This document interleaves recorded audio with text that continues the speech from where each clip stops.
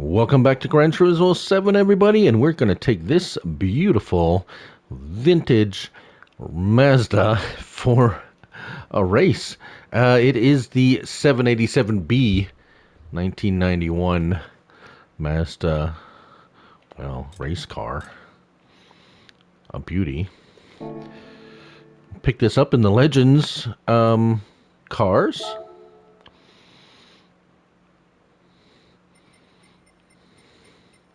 There it is. I also picked up this beauty, the Plymouth Superbird, which we also be racing in this episode. But first, and we have a ticket to claim. We might get another ticket after finishing this race, but let's just jump right in. Put medium. I've put put hard racing tires. This is going to be the 800. And actually, I have detuned it to 75% to give a little bit of a fighting chance. 791 performance points, 517 horsepower. I did actually, you know what? Let's reduce this a little bit.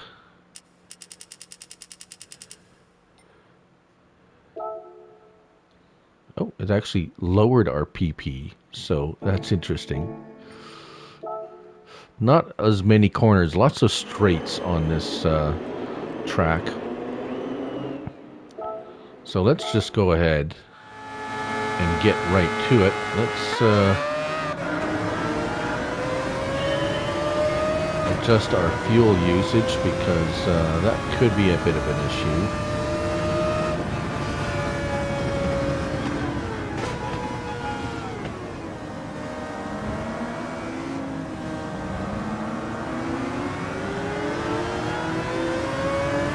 We can always bump that up later if we see we're getting... Let's see if we can try for a clean race too. That would be nice.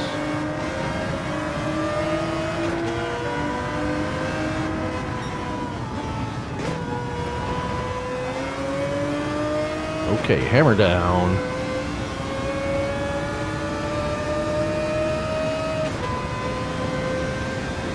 We can bump that down to field map 2.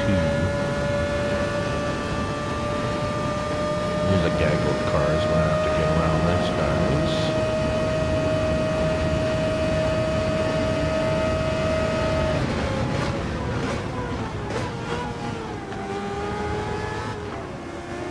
guys. So there's fuel usage and tire wear on this particular race.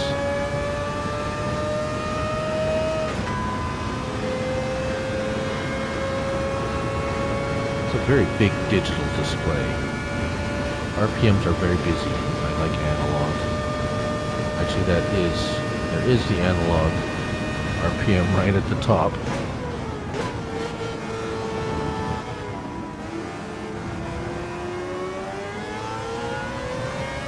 And the speed on the right, which is, yes, in miles per hour. No, I don't know what that speed on the right. Yeah, it doesn't actually have speed on the car's dashboard, which probably doesn't matter. They don't need to know how fast they're going. They need to know their RPM.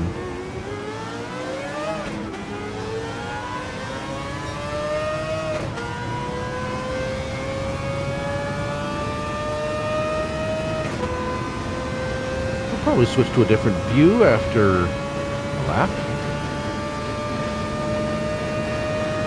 Which way do I go around? This way? I think so. There we go.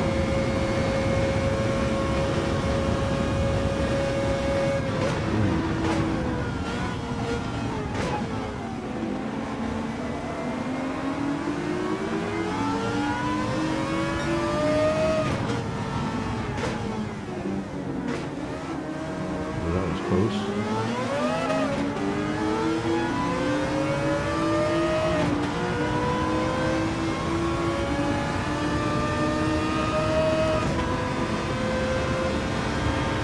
We're cut out for us. Only 9, 8. Yeah. We got a few places to catch up on. Ooh, too much. Oh.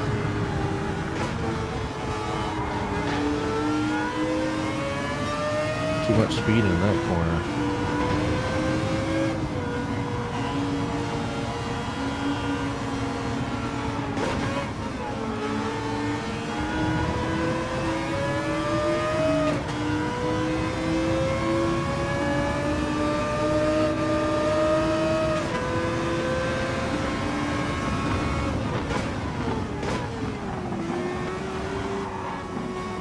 Oh, he hit me.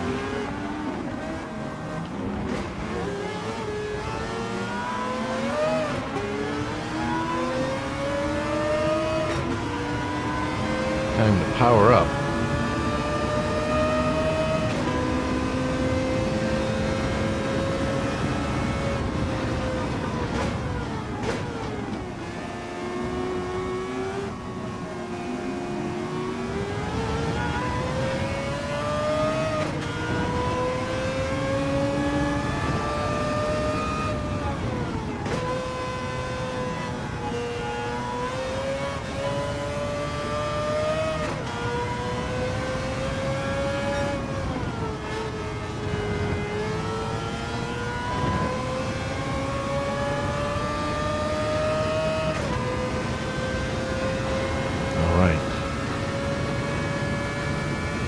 And yes, I'm actually feeling much better today.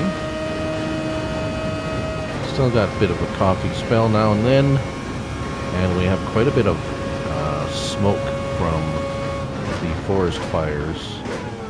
There are quite a number of fires currently burning in the province and up here in Canada.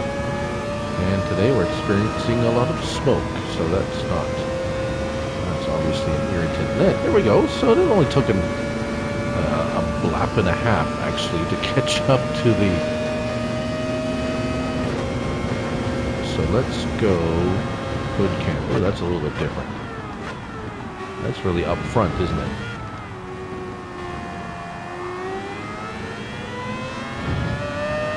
I do like this view.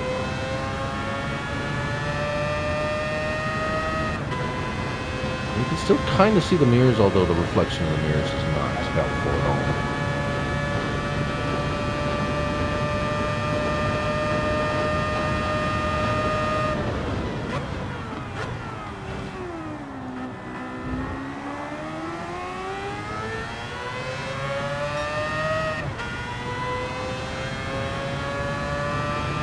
And now it's just managing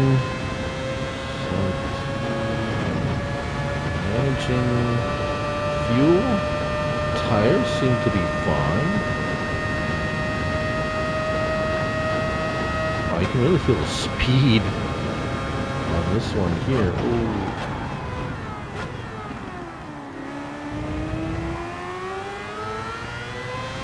That was not ideal, but we made it.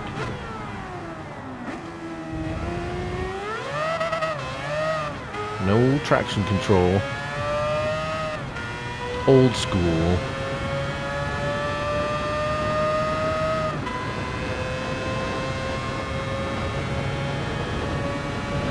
And now it's basically just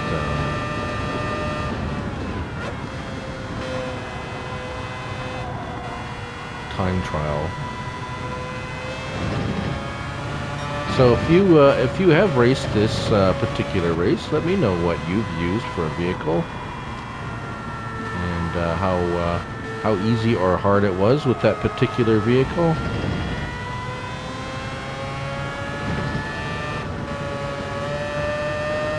I'd be curious. I do play with a controller. I've tried racing wheels. I know I've had a question earlier. If I use a racing wheel, I use the PS5 controller. Go ahead, Max. Dog Max wants to be a co-pilot or co-driver. Come on, get up in the driver's seat. Maxie, come on, go on, get up. See, they're stopping for fuel. I'm not going to need to stop for fuel. Come on, jump.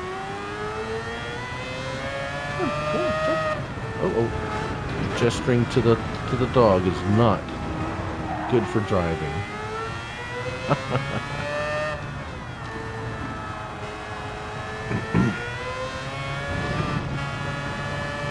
Now I have my co-pilot, my co-driver, my navigator who says, take a left for trees.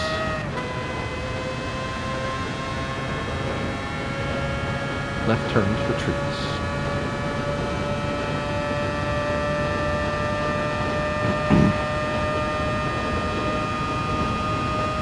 So the next race is perhaps interesting to you, perhaps not. It'll be a lot of just drafting and chasing other cars with a quite an overpowered classic vehicle that was very popular when it came out for a bunch of reasons, which I will talk about when we're driving, because there'll be a lot of dead space like this. Aside from this particular vehicle I'm driving right now, it was also very popular for those who raced with it, because it won a whole bunch of races in the 90s. Mazda was very successful with this particular one, which featured a rotary engine. Rotary engine is very different from the piston type engines we have in, well, pretty much everything that is gas or diesel. And if you're ever interested in engine design, the rotary engine is a fascinating piece of machinery, which still works on the principle of combustion and compression, but in a much different way than piston type engines work. So if you're interested, there's plenty of videos on YouTube on the rotary engine, and also it has many advantages, but again also many disadvantages, and reliability is really one of the big disadvantages, and fuel economy, although in this particular race we look like we're doing okay. But in the world that we live in today, fuel economy has become a very big deal, especially for car companies trying to sell cars and trying to meet EPA standards, at least in US and Canada, or North America, where these particular standards greatly affect the types of engines and how they're made, etc., etc. But anyways, in the game, we don't have to worry about those kinds of things. We can just have fun driving them. And the sound of a rotary engine, and I do believe the sound of this particular car in this game, as far as I know, is fairly accurate. Although this is a race modified rotary engine. They are very smooth just because of the nature. Well, they don't have pistons going up and down. They have a rotor spinning. So as you can imagine, the balance is extremely well balanced and able to high rev. As a matter of fact, I have an interesting story. I heard of a story I've heard many years ago, and the RX-7, the RX-7 had a rotary engine for all of its years, I do believe. And they did have a rev limiter, which limited how fast the engine could spin to prevent damage from, well, other accessories like the alternator and so forth and so on. But if you knew what you were doing, you could disengage the rev limiter, which which a friend of the fellow I got this story from did. He was living in California somewhere,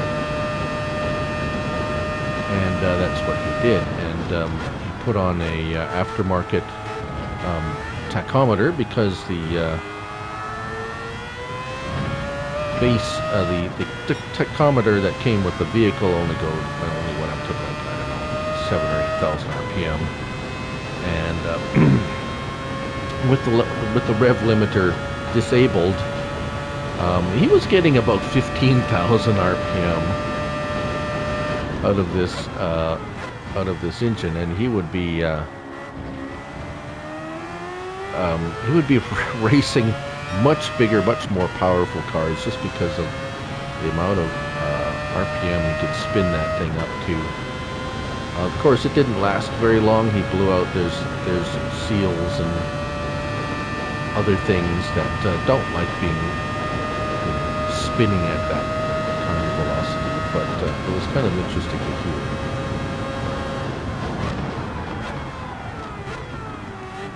But to get a piston-type engine to spin that high, you would need F1 or Formula One technology and the millions of dollars they put into engines for them to even approach that type of RPM.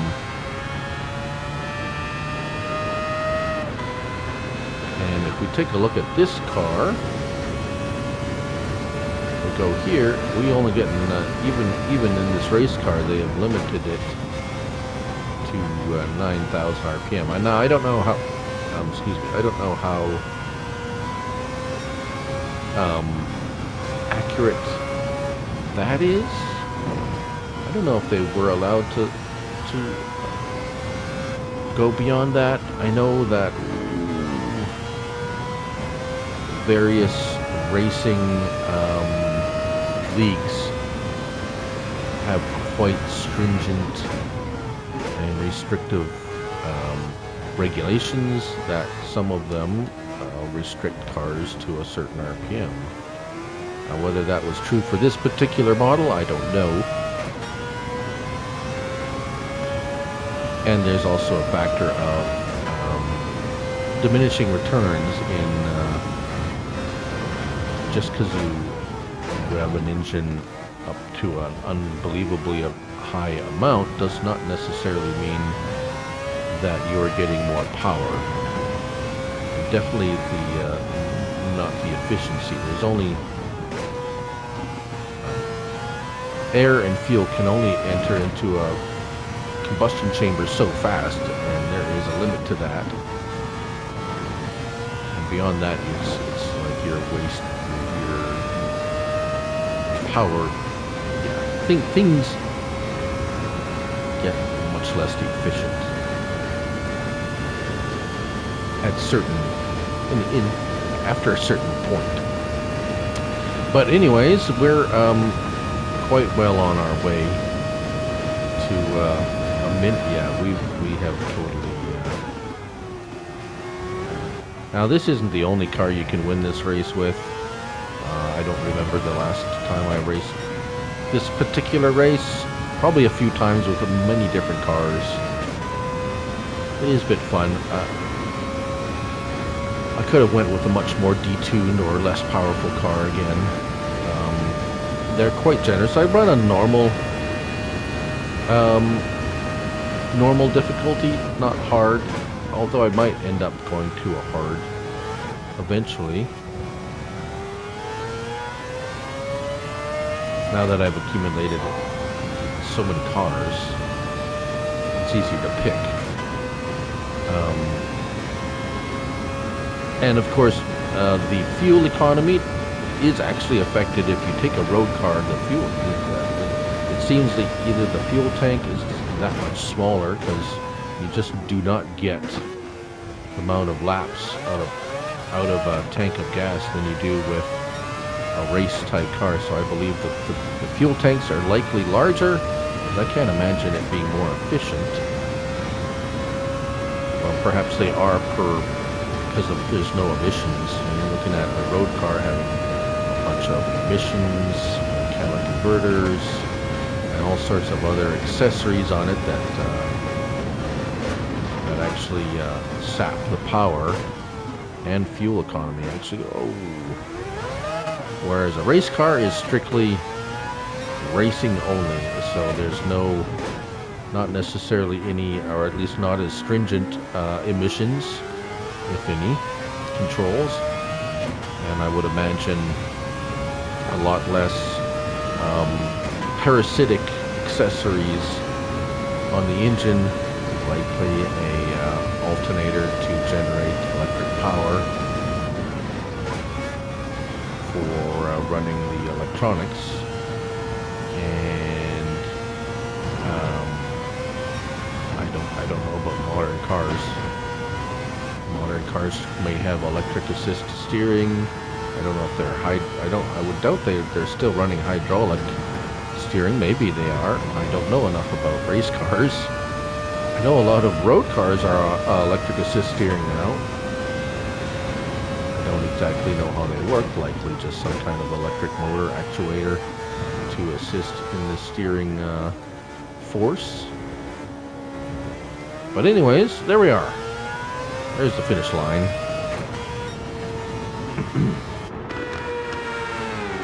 And that's it.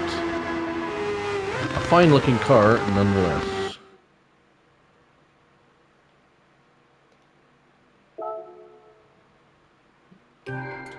Alright, well, we didn't get the clean race. But we just got a $200,000, which is fine. Alright, let's get right into the other one right now, since we're here. And that was, there it goes, the Clubman Cup 700. And actually, road car, professionally tuned, and US only. So that kind of narrows it down. We have our choice of all of these cars. However, as I said, I did pick up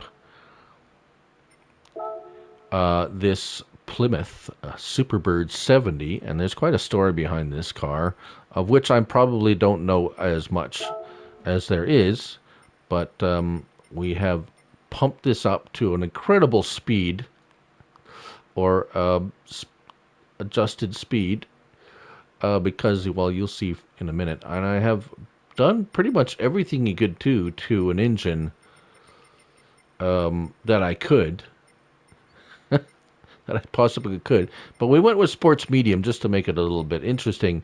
Body height, I have pretty much lowered it. I might want to just raise it up just a tad, just a touch. I have not fooled with anything else. And this is going to, we're going to go for a bit of a, it's a long and, well, a very long road. Not winding at all. And let's, and in car, it is pretty cool. These, so, if you don't know about the Superbird, it is a cousin of the Super B, which was a much more, or much, I won't say popular. It was many more of the Super Bs produced than the Superbird. The Superbird was made back in the 70s, as you can imagine. At the height, I would say, at the peak of the stock car or NASCAR world or existence. The state of NASCAR. See, we've got this we got 200 miles an hour in this thing, which was actually not. This speed was actually maybe not quite that fast, but those old cars did go pretty darn fast. If you go and look up old 70s NASCAR races, stock car they call them, because they called them stock cars, if you didn't know, because they had to actually use a car off of the assembly line that they sold to the public. So the cars they used in stock car racing were modified actual vehicles, basically taken off the assembly line, and of course stripped out of their guts, no seats and so forth. And but the engines, basically the engines were As far as I remember or recall, the engines have to be also um, available to the public as an actual engine available in a car. So you could buy the cars that they were racing. You could go to the dealer and order one and buy it and drive it. So, saying all that, Dodge wanted to win races really bad. And again, as I said, I don't know every detail about this whole story, but I do know that they went and they designed this car and made just enough of them to be publicly available, and there are a few out there. Road cars, people have bought them. Made just enough of them because you had to manufacture, or you had to produce X amount of a vehicle in order to qualify to be entered or to be used in a NASCAR race according to the rules.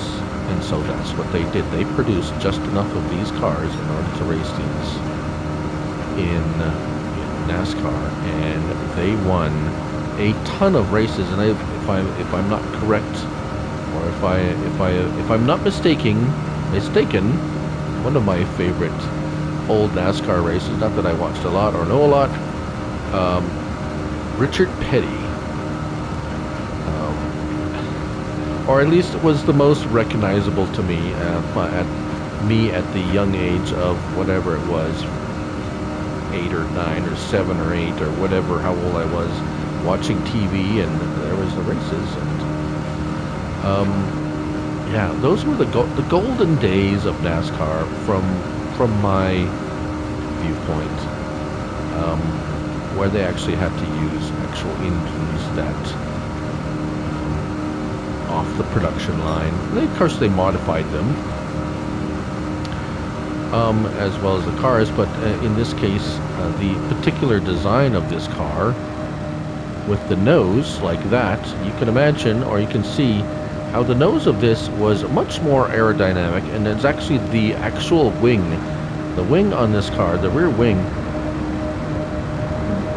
you could buy that from a dealer that you ordered this car. That car came with, as you see it here, just like this, with the nose and the big wing on the back. And so that's and of course, if you know the story, you probably know much more about the story than I do. That's what I remember from the various TV, various episodes, like TV news or whatever video games. You never used to have videos. You'd watch something on TV. They'd have a show. They would do stuff about cars. Whoa, we're a little bit slimy here. If we get up on the bank, we might do a bit better. I don't know if we're going to catch, even at 203 miles per hour, I don't know if we're going to catch that car. We're gaining on them, but we're running out of, we're coming up to the end here right now. Actually, this is our last turn. I don't think we're going to catch them. So, yeah. Yep, there it is. There is the finish line. What was that first? It is pretty cool. I have lowered it, though. I did lower the thing. Where did that thing go? I do recall seeing maybe one, maybe two of these growing up. Oh, round and round. I got a trophy for that. Corvette C7. Okay, well, that would make sense. Those things are fast. All right. Well, we got clean race bonus. Only 13 grand, which is fine. All right. Well, obviously we didn't get a ticket. But we'll go claim the tickets that we did get. And then next episode, we're actually just going to... we got one more race left.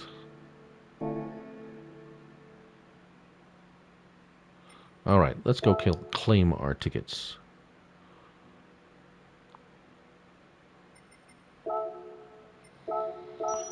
show me the money. Thank you, sir. And yes, I am ready to receive a gift. What gift are we going to receive? The gift of money. The gift that keeps on giving until it runs out.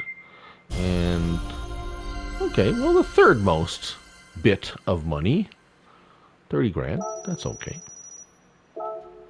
And there it is. That is a classic car. And if you notice, they all these cars. See the back of the front fender has that little Chrysler emblem on it. Almost every Chrysler from the 70s or early 70s had that little Chrysler emblem. Right? See right there, little bottom right hand corner of the screen there. Kind of a neat little. I remember those. I remember these little things, little useless things like that. This is actually the hood pins. I didn't actually change any of the exterior on this car.